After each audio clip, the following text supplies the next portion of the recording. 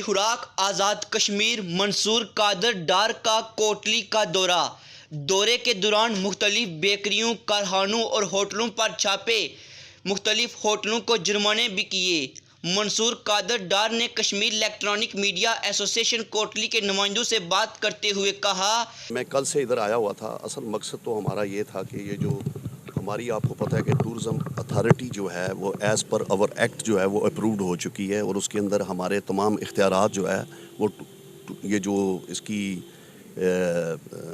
Food authority کی سارے اختیارات دے دیے گئے ہیں ڈی ایف سی کو.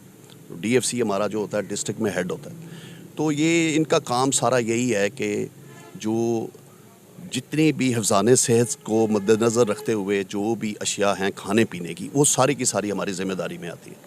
تو ابھی یہ چونکہ سٹارٹ اپ ہے ہمارا, ابھی we have just at the beginning stage of this food authority. Food sciences کے حوالے سے جو فوڈ کی جو ریکوائرمنٹس ہیں, چاہے وہ کچن ہو چاہے وہ بیٹھنے کی جگہ ہو, وہ کوئی بھی فالو نہیں کر رہا ہے. ہم نے کل تو بہت سخت جرمانے بھی کیے ہیں, چیزیں بہت تلف کی ہیں.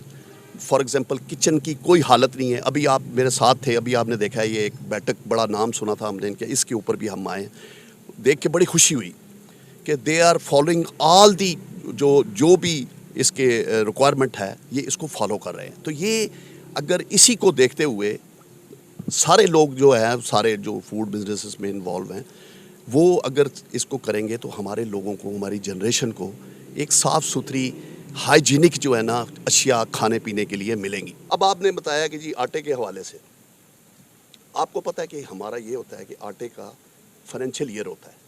یہ جون جولائی میں ہم کلوزنگ کر رہے ہوتے ہیں. جب کلوزنگ ہوتی ہے تو ہم ملوں پہ بھی گندم ختم کر دیتے ہیں, ڈیپوؤں پہ بھی گندم ختم کر دیتے ہیں, لیکن ہمارا یہ ہوتا ہے کہ منیمم ریکوائرمنٹ جو ہے وہ کبھی کم نہیں ہونی چاہیے.